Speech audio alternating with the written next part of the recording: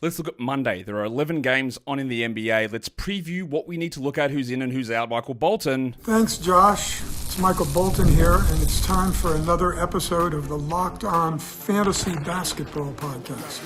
Let's get to it. Let's get to it, indeed. You are Locked On Fantasy, your daily NBA fantasy podcast. Part of the Locked On Podcast Network, your team every day. Hello and welcome to the Locked On Fantasy Basketball Podcast, brought to you by Basketball Monster. My name is Josh Lloyd, and don't stop, make it pop, and DJ, blow my speakers up. I'm also the lead fantasy analyst at basketballmonster.com, and you can find me on Blue Sky at joshloyd.bsky.social, on Twitter at redrock_bball, on TikTok at redrock_bball, and on Instagram at Locked On Fantasy Basketball. Today's episode is brought to you by Game Time. Download the Game Time app, create an account, and get $20 off your first purchase? Yeah, that's it. $20 off your first purchase. Also, check out LockedOnDaily.com and find the best newsletter for your favorite NBA team. That is LockedOnDaily.com. Go and check it out. Okay, we are here. We're going to be looking at the games on Monday, first day of Week 16. It's National Carrot Cake Day, which is an underappreciated cake. It's not for everybody, obviously. It's better than chocolate cake, let's be serious. But it's fine. In little bits and pieces, I don't mind a bit of carrot cake. Now, been doing these shows, these daily preview shows for a couple of years now, and they always get I'd say like 25 to 50% of the views of other shows, which is not great, clearly. So there's something that's missing with them. I don't really know what it is. So I am debating, and I might try something new this week. I don't know exactly how we'll do it. But I think that this format of show may not stay the way that it is. We'll still have a show during the day, and bits and pieces and the important parts of this will be covered. But it doesn't seem to be like hitting with people the same way that I think it should. I think there's valuable information in this show. But it just doesn't seem to hit with people or resonate with people. So I'm open to ideas. So if you are in the, probably not in the YouTube chat, because I don't necessarily see that, drop it in the actual comments so I can actually go back and see them. You can drop it in the chat if you want. I just may not see it. Put it in the comments, or you could tweet it at me. I'm not sure how best to do this, because again, these shows take a lot of effort to produce and to prepare for and to record. And when a quarter of the normal people watch this show versus other ones, there's something that's not quite right with it, I think. So I'm just trying to figure stuff out. So just giving you that heads up that you might see some differences happen during the course of this week. Most likely the change would happen across All-Star as I just try and figure a lot of stuff out. But I'm just giving you that heads up with that right now. So let's look at these 11 games now. Across the day for, what day is it? For Monday. We're back to a regular start time at 7 p.m. Eastern is the first game. And that first game is a game that involves a team on a back-to-back, the Detroit Pistons. They're playing on Sunday. In fact, they might actually be in action right at the moment as I'm recording this. No, they've actually finished. Their game has finished on Sunday. The Pistons are 3.5-point favorites here. It's a scheduled plus spot for Atlanta. Now, if you are watching on the video, down the bottom, you'll see the schedule. So we've got Monday, Wednesday, Friday, Saturday for Atlanta. And then the 4 after that is the All-Star break. So it's a 14-day period. But nearly every site, correct me if I'm wrong on your league, but nearly every site will have a combined 14-day period. So that number that you see of the 4, so this current week, they've got Monday, Wednesday, Friday, Saturday. The next matchup is 4 games. But it's 14 days. So that's how I'm denoting that at the moment. Denoting? I think that's right.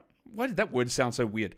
Anyway, that doesn't really matter. Who's in and out for this one? Bogdanovic and Clint Capella remain sidelined for the Hawks. Bogdanovic is just not going to be there until the trade deadline. Capella, that might be the same case as well. All I know is that Capella's not on the road trip, so he won't be playing in this one here. What we're watching for on the Hawks is Vic Krejci, because he had been playing good minutes and producing good value, and now he's not.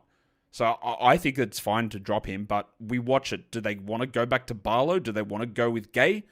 Do they play Nance at the 4, or do they go back to Krejci playing Ricochet at the 4? We continue to watch that. I think Ricochet is the stream. I am very skeptical of his shooting numbers and his ability to contribute in peripheral stats, but they're giving him more minutes, and that's important. And then for the Pistons, it's the Memorial Malik Beasley stream, which is, it's there for a reason, isn't it?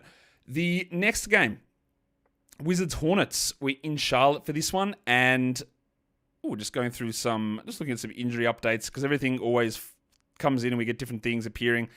at different times. So in this game here, it is a schedule plus spot for the Wizards. The Hornets are 3-point favorites at home. What we do know is that Alex Sarr and Marvin Bagley are out. LaMelo Ball is out, and Josh Okogie is out for Charlotte. I did not expect that Vasilije Micic would be available to play, but he's questionable. So there you go. Maybe Micic does play in this game. Cody Martin I listed as doubtful, but he is officially out. So that's not without expectation there. On the Wizards side of things, Bub Carrington with Malcolm Brogdon returning, minutes got cut way back. Not only did Bub lose the starting spot to Keyshawn George, but now Brogdon cut in and he played under 20 minutes. I do not believe that Carrington's a hold. I have not believed he's been a hold for 12 weeks or whatever it's been. And even more so now.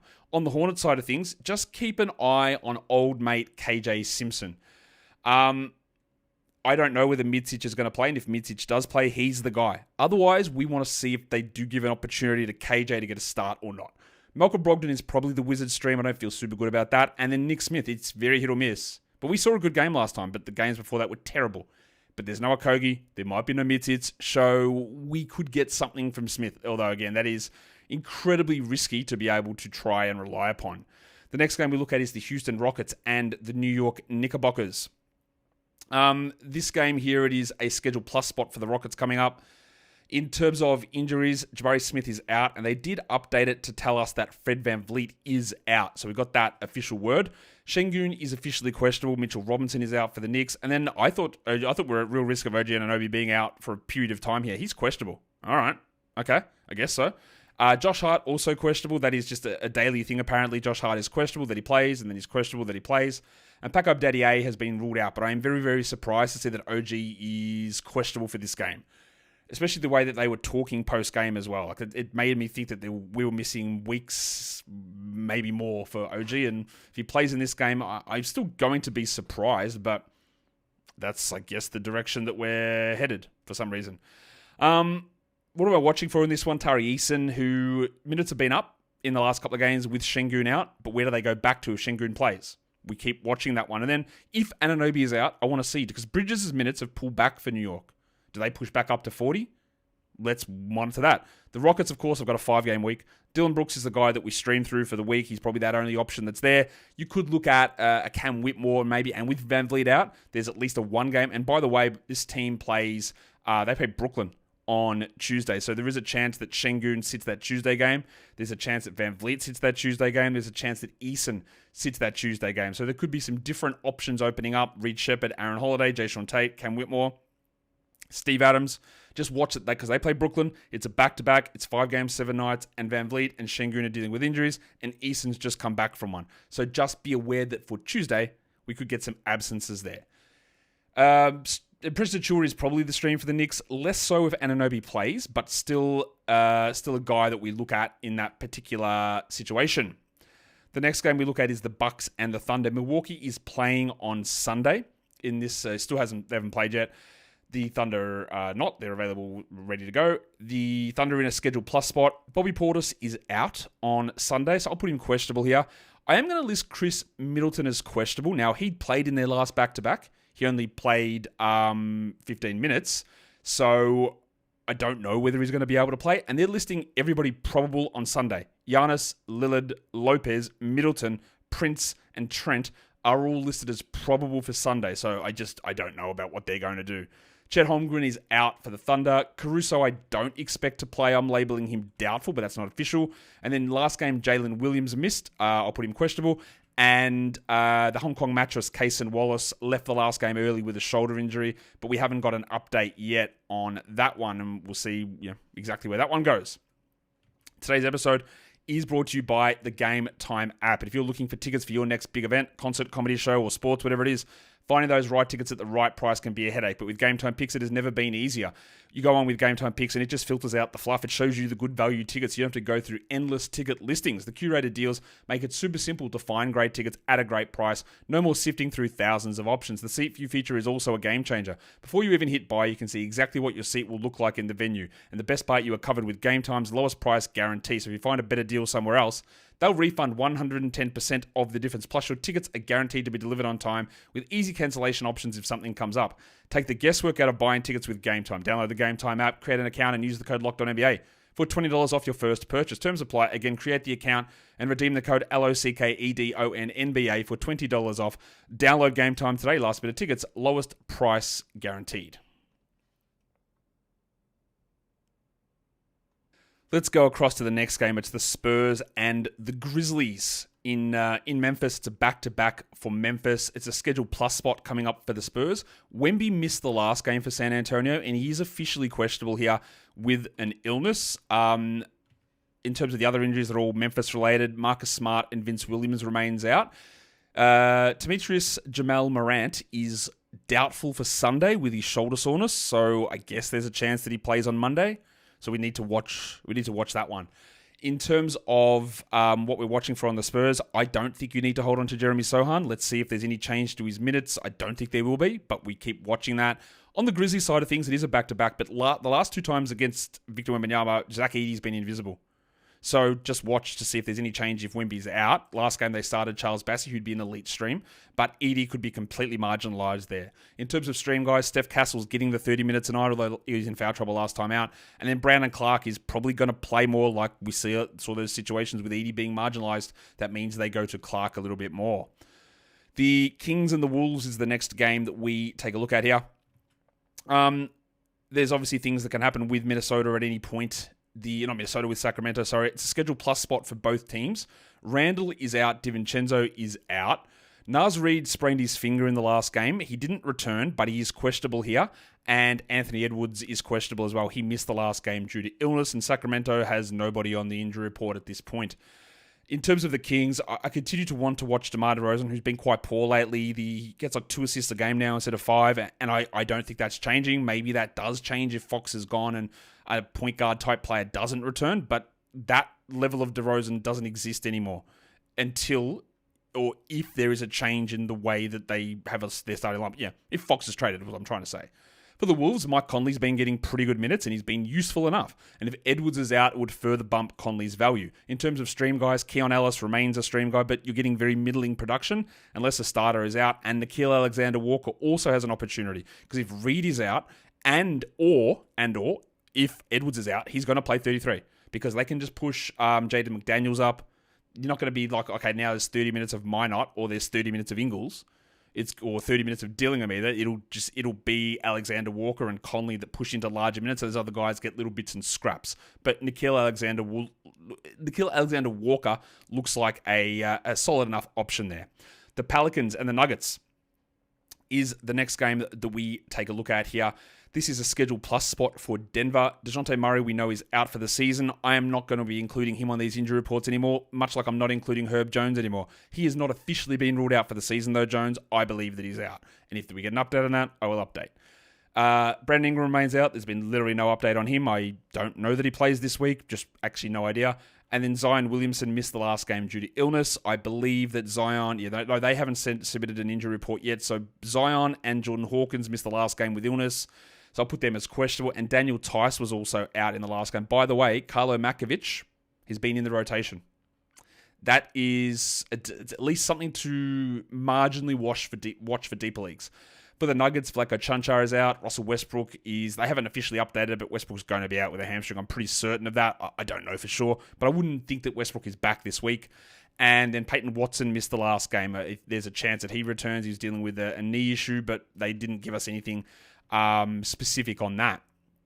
In terms of what I'm watching for, Yves Misi's numbers with Zion out, he'll play 29. When Zion plays, where does it sit? Like, we keep watching how they want to use him. And for the Nuggets, Aaron Gordon, who I don't think is a must-roster player, but we're always going to try to take in new information to see if something changes there. In terms of stream guys, I believe it's Jose Alvarado, especially with with Ingram not being there, with Hawkins being maybe not available. I think Alvarado is at least worth grabbing, and because he has some long-term value. But I will mention this again here, is that save your moves for this week. Save your moves. Streaming on an 11-game Monday, and I've given you stream options here, and I should have probably said this at the start, it's not in your best interest. It's not in your best interest. Try and save your moves if you can, for the deadline or for things that come up. The other Nuggets option there would be Julian Strouder, but again, we're saving our moves. The next game we're talking is the Pacers and the old Utah Jazzmen. This is a scheduled plus spot for both teams. The Pacers are 7-point favorites. The only guy currently on the injury report for both teams is Cody Williams. Now, I expect there might be a Walker Kessler or John Collins or Larry Markkinen or Colin Sexton or Jordan Clarkson. One of those guys might pop up, but at the moment, it's only Cody Williams for both teams, outside of the two out-for-season Achilles tear centers in Indiana. And Taylor Hendricks, of course. Williams is the only guy at this point. I want to watch Benedict Mathurin because he started over Neesmith last game. He played like 25 minutes, and that's nowhere near enough. And I don't think we need to hold him. And then for the Jazz, I am holding Keontae George, but if he's going to just get 26 a night, I'll revisit that. So we just keep watching where he's at. In terms of stream, guys, Andrew Nembhard's playing really well. I don't mind using him at the moment. They've got, again, a scheduled plus spot coming up here. And then same with Isaiah Collier, who I do believe is a must-roster player at this point while he's holding down that starting spot. Phoenix and Portland. The next game we go into Portland for this one. They're cooking teams. They beat Phoenix yesterday, and the Suns are 5.5-point favorites here. It is hard to beat the same team back-to-back games, but Portland's going to give it a shot. It's a scheduled plus spot for both of these teams as well. In terms of injuries, the Suns don't have anybody on the list. Portland does, with still no Matisse Thybulle, and the last game we had no Rock DJ Robbie Williams. He probably wouldn't get minutes anyway on most nights, so that's not going to matter huge amounts for this. It's more about, does he get traded somewhere and get a job that enables him to play 23 a night, and that would be useful. On the Suns, I am thinking that Tyus Jones is going to be a drop, but I'd like to just wait to see what plays out at the deadline, but he's not producing at the moment. And then on the Blazers, the same thing goes with Klingon. Now, I'm very certain they're not going to be trading DeAndre Ayton, to be honest, and Klingon's going to play 10 minutes a night, and that's not good enough. And maybe at some point, Ayton gets injured and Klingon does step up. But you know my thoughts. If they're winning, and they are, Klingon is not the guy for them. He's not good enough to do that, and they've shown it to you the whole way through. They've shown it that they will not play Donovan Klingon in any situation where they are trying because they don't believe he is good enough at this point. You could say whatever you want, whether that's stupid or whether he's part of the future. That's really not the point here. What they are showing you is that they are trying to win games, and Klingon is not a part of that. So, yeah, like we watched it and we see. In terms of stream, guys, there is a bit on Phoenix. I like Grayson Allen, I like Royce O'Neal. And then Tamani Kamara is probably at a higher level than a stream at the moment. He's playing really well. I would make sure I'm rostering Scoot Henderson as well for that particular team. The last game. We'll look at the 10th game. Oh, not the last game. There's 11 of them, isn't there? Or is it 10? No, it's 10 game Monday. My bad. Magic Warriors. Both teams on a scheduled plus spot. The Warriors are 2.5-point favorites. I don't know when Jalen Suggs is returning. He's being listed questionable every single game. He's questionable again here, so I don't know. What we do know is that Kentavious Caldwell-Pope rested in the last game, but he is returning here. Kuminga's going to be out for the Warriors, and maybe Draymond is back. It is possible, but it's probably on the doubtful side of questionable would be my guess. But I don't know. In terms of what we're watching, Cole Anthony was very good in the last game, but if Suggs plays, I find it really hard for Anthony to be able to have 10 or 12 or 14 team league value. And then for the Warriors, Brandon Pajemski, I'd like 27 from him to make him a 12 team league player, and he's not there. But we just keep watching to see if there's any consistency in Steve Kerr. Probably not.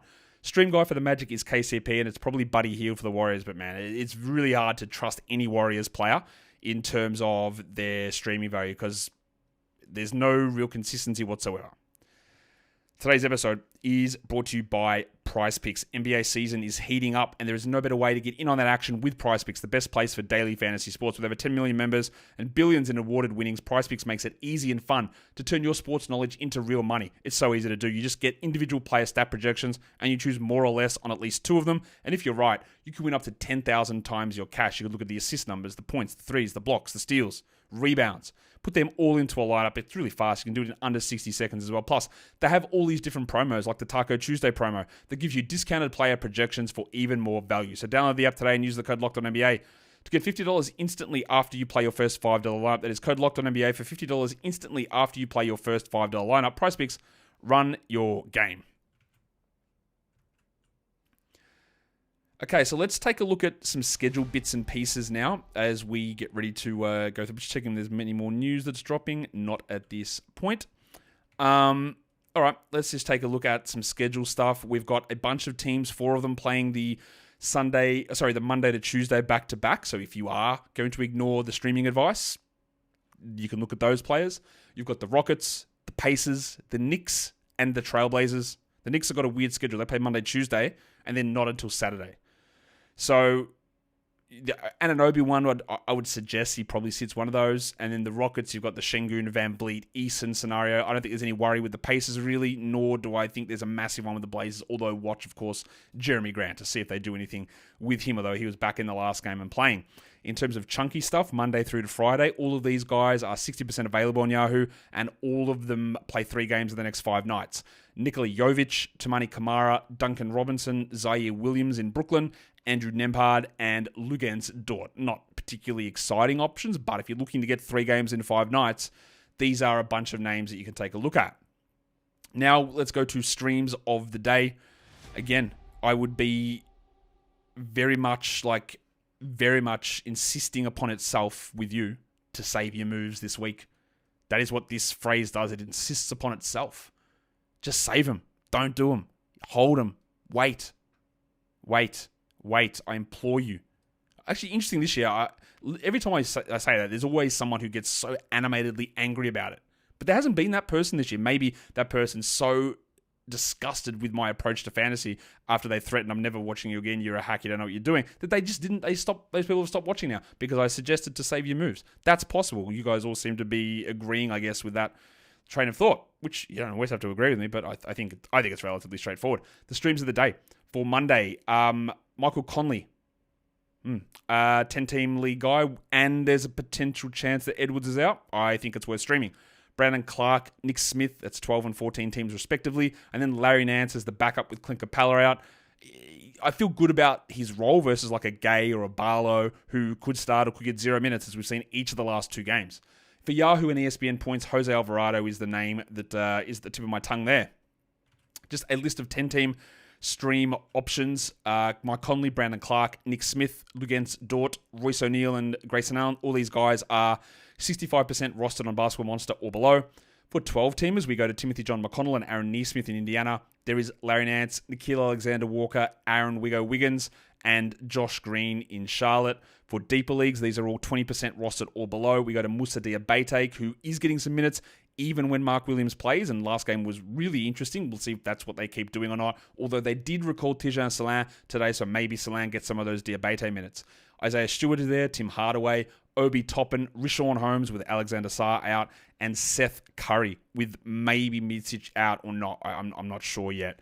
For points league streaming, we go to Yahoo points as the first list here. Jose Alvarado, Andrew Nembhard, Tamani Kamara, Nick Smith Jr., Malik Beasley, and Stephon Castle. And lastly, your ESPN points league streamers. Maybe. Is it going to come? Yeah, there we go. Just got there. Jose Alvarado, Andrew Nembhard, Malik Beasley, Nick Smith, Tamani Kamara, and Isaiah Collier. And that is the end of a daily look ahead, Monday, February the 3rd, with those 10 games on. So go ahead and hit the subscribe, hit the thumbs up, leave all of that positive energy into the video, but save some of it for yourself because we all need to stay positive. We can have things that go on where you go, man, I am just terrible. All right, we have that feeling. Everyone has it. It's normal. It's natural. But it's about going, okay, I did that, but maybe I did something else good. Because if you just wallow in misery, well, you're never getting out of it. Guys, we are done here. Thank you so much for listening, everyone. See ya.